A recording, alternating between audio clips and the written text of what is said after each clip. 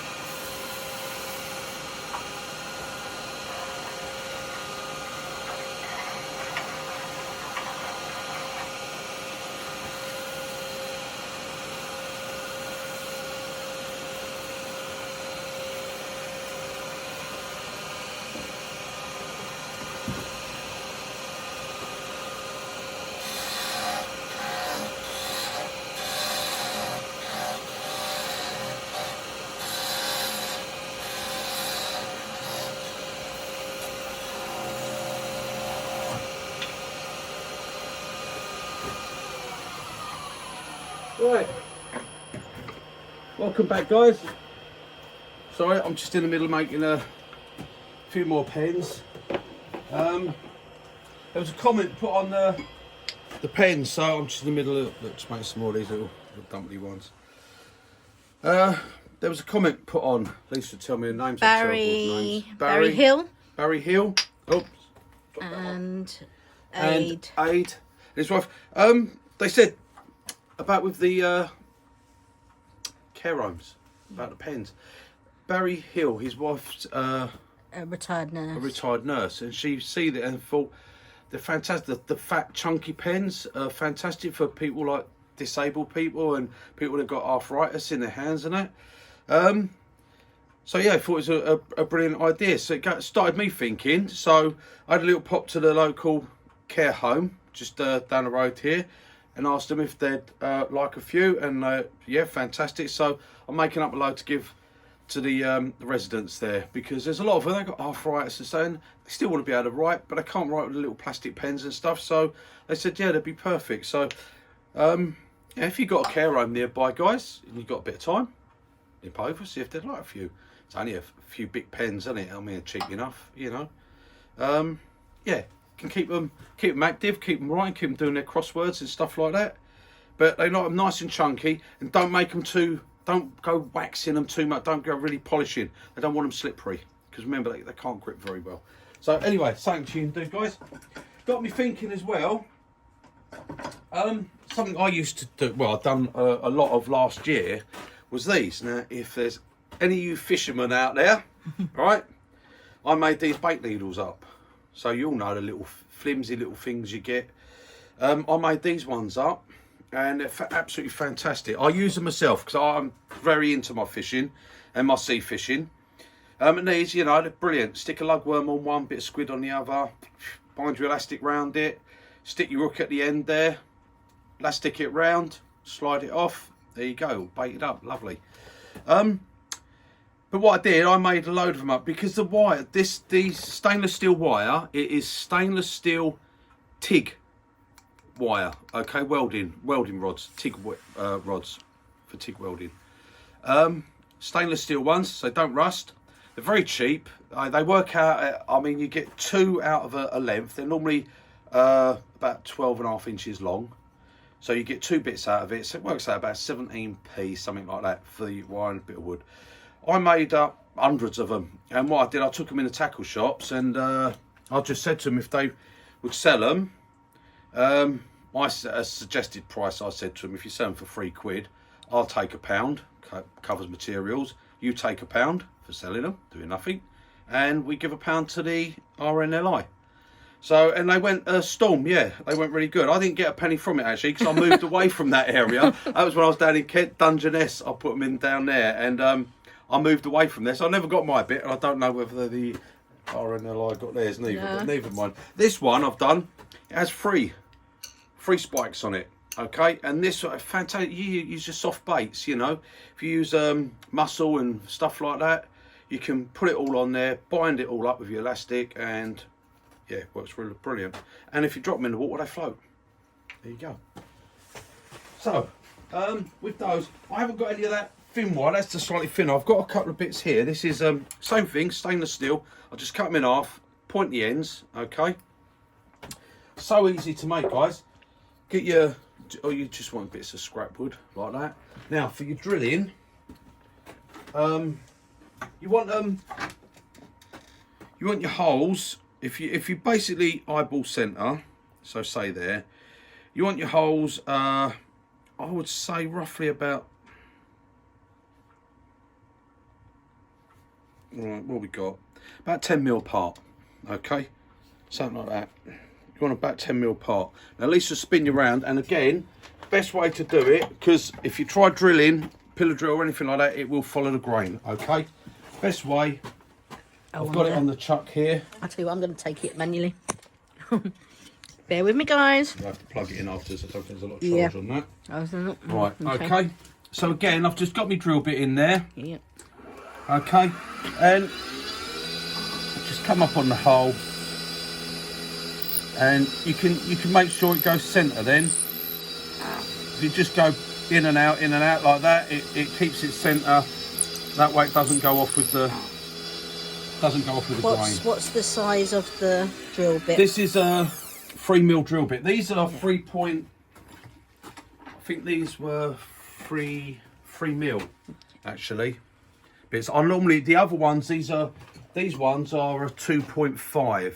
If you look for those, just on eBay, just put in stainless steel TIG welding filling rods. They are, yeah, and they're pretty cheap. They're pretty cheap to get. So, and then as I say, you all know how to turn a little bit of a spindle, don't you?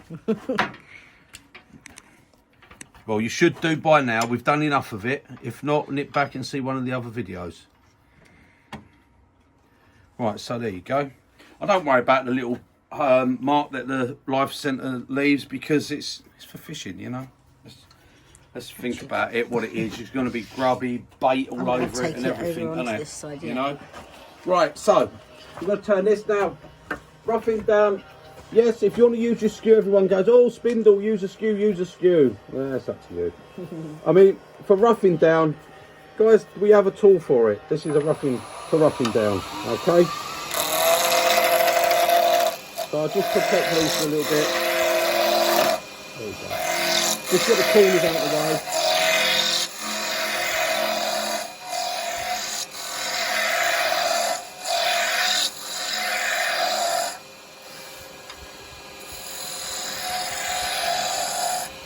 There we go. And then we can just come over to our skew, okay.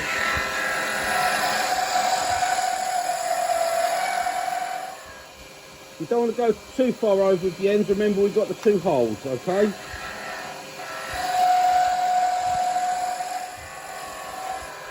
That about do us there. What are we going to say about that long, I suppose? Plenty long enough.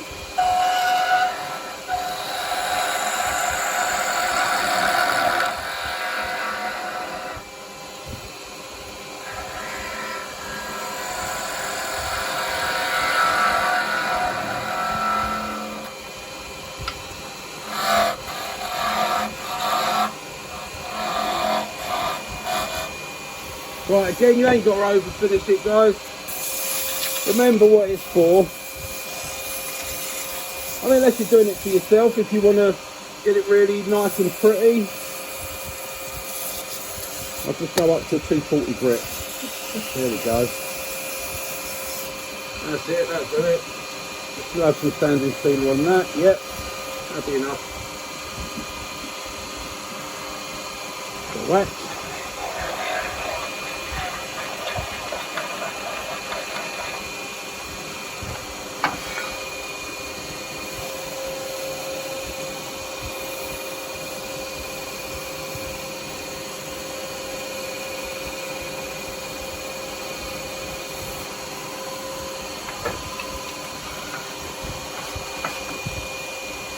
Come on, come here. There we go.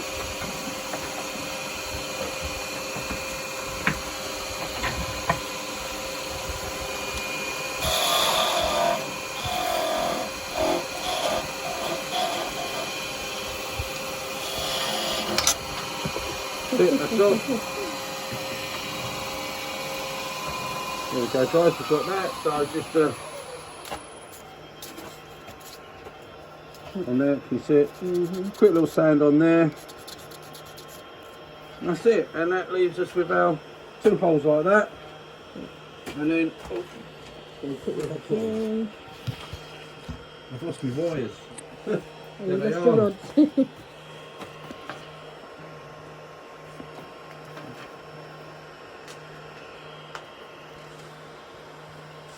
It'd be a nice tight fit. I mean, there you go, guys. And you can see I'm not going to bang them right in because when I put them in, I'll glue them. Okay. Yeah, I don't use super glue. I normally put a little bit of epoxy on it. Put them there like that. A little bit of wood on top and tap them down, and they tap in nice. And there you go, guys. Baiting needle. Okay. So if you've got doing your squid and mackerel, you know, put your bit of mackerel on there. Put your bit. I mean, I need them with big long ones, because I only catch big fish. You know, I don't catch those two. You probably want maybe small little ones. You put your mackerel, bit of mackerel, put your squid on there. You know, bind it round, stick your hook. Well, it's fine if you go that way. Put your hook, put it so it's underneath, bind it round and round and round and round and round with your elastic. Pop it off, and there you go. Bang! Isn't it? Skate coming your way, isn't there? Eh? Nice skate coming in. Oh, we got cod up here. Yeah, loads of cod up this way. I haven't been yet since I moved up here. I have not had a chance to go fishing. My fishing gear's in a lot of, you know, I just haven't. I've been so busy. I ain't had a chance, and I've got the Humber. I've got the River Humber here, and they're catching loads of cod at the moment. I just ain't got a chance to go. So it's really getting to me. But anyway, guys, look at that bait needle. All right, 17p and a bit of scrap wood. That's all it costs you. You can sell them to your mates for $5 each. They'll buy them, you know, they will. When you're on the beach and you're catching, you say, yeah, it's because I've got one of these, mate. Do you want one? I've got a spare one there, only a $5. You think about it, you know. Right, that's that, guys. Now, I did say the other day about with the tools, mate, you know, making up a few of your own tools. Yeah, I made me skew up, done that. Right, bit of tool steel.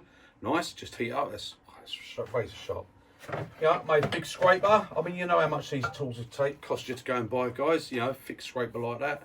Okay, I've never used that one, but there you go. Never mind. One day I might. You don't scrape, that's why. No, I know. And as I said, when you buy it, you want this. You want the tool steel, okay? Oil hardening tool steel is what you want. Get it on eBay, there's loads of it. I mean, I've got these bits still left over, and this one, I've actually just bought this 16mm round one. I bought a 2 foot long piece, cut it in half, and I've just made it up yesterday. Look at that, guy, my first ever attempt at making my own bowl gouge. So, it's not, well, actually, I say it's not as pretty. I mean, it's no different. I've done it with a nice short flute, because I go on the side of, I've got a bowl gouge here, this one, okay, and this is a true grind. It's from Australia, okay, and it's beautiful. It holds. It's the tip is an insert that actually glues. You glue it in with just super glue. It's been in there for years. It don't come out. It goes into a solid bar. Well, it's fantastic because it's only got a short flute on it. But the trouble with this is to buy these tips. The last time I looked, I don't think you can get them now. The last time I looked, it cost me over 100 quid just to get a tip. So, because you've got to pay for the postage and everything. So I don't tend to use that gouge very much because I just don't want it to wear it. So but I've done it with a very short flute. I can always got the option to widen it. Just use a grinder to take that out. Okay. Take the flute out, and it's like that. Look, there's the flute. Okay. And I've just put a fingernail grind on it. It's not perfect at the moment. I've still got to do a bit more. But when you do it, you've then got to heat it up red hot. So I use a blowtorch, and I'll just put it on the bench there, put that in the vise, put it on the bench with the blowtorch on it, leave it for 5 or 10 minutes with it going on there. It gets nice and red hot, then dip it straight into, have a little tin of, all you want is just engine oil, okay? Just dip it in there. It'll smoke, it might flame up on you, you don't know, just step back. It'll smoke, take it out, come in, heat it up again, go to 3 times I did that one, okay? And then when you sharpen it, it'll hold that edge for ages. And I'll just show you, this is actually, it's surprise. I'm gonna take this one out. This is my Hope one, my Crown Cryo Super Crown Duper. Cryo, yeah. No, it's not. No, it's not. Sorry, I lied. It's not. This is the one I just bought. I just bought that one. That's right. No, my Crown's up there. Right. So will that go in? Oh, I don't know. It's a little bit big for this one. Right, it's not going in there at the moment. I'm going to have to. I've got a rough bit on the end. I've got to take down. Right. Well, we forget that idea of putting it in there. And what I'll do is I'll just use it on the bar at the moment. So I'm just going to put a piece of this wood on here, just between centres. And don't worry, I'm not turning the bar. I'm not going to bore you with all that. I've got to do a little bit on the sharpening one of my bowl gouges. I haven't roughing gouges. I haven't forgotten that. Right, but I'll just show you what this performs like, guys.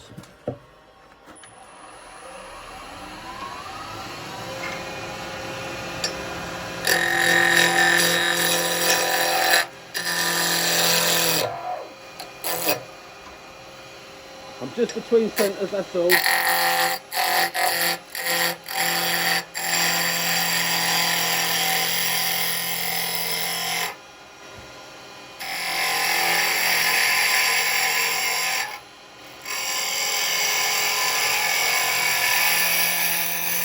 Don't even need a handle, look at that.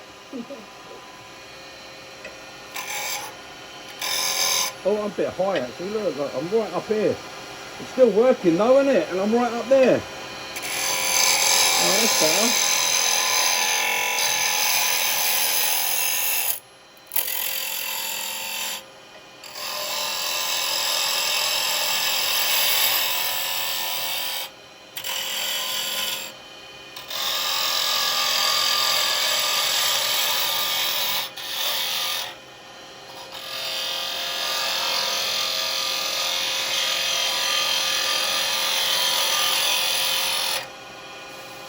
Right.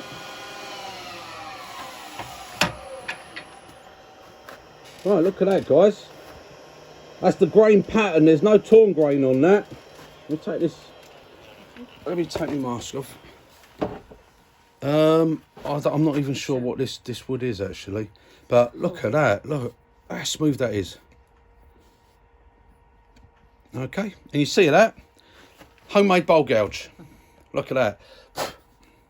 I'm well chuffed. That's the first time I've ever attempted doing a bowl gouge. Just hold it there for a second. I'll zoom in. I'll get a nice picture of it. There we go. And you see that finish on that, look. There's shine on that. No torn grain on there, nothing. I didn't even have to shear cut it. Just See, better than all the other tools. there you go, guys. Homemade bowl gouge. There you go. So have a go, give it a go. Think of how much fun that is to say, I made that bowl gouge. You can stand there hollowing away and all that. I've just got to take that little burr off the end and slot in my handle. There we go. How's that? Right, hope you enjoyed, guys.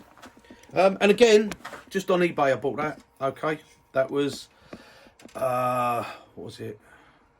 That was a 2 foot length, and I think with that was free postage, but it's not. It's added on. I think it's 30. It was 30 something quid for it. But I'm going to get two. I'm going to get 2 tools out of that. 2 of these. So I'll do that fingernail grind, and the other one I can put a 40/40 grind on it. And there you go, 2 tools. Right. To the pip, guys, and I will see you very shortly. I'm going to do another one straight after this, and I'm going to do it because I've had a few people want to know about sharpening these, shaping them, and my roughing gouge. So I'll see you on the next one. Toodle pip. Bye, guys.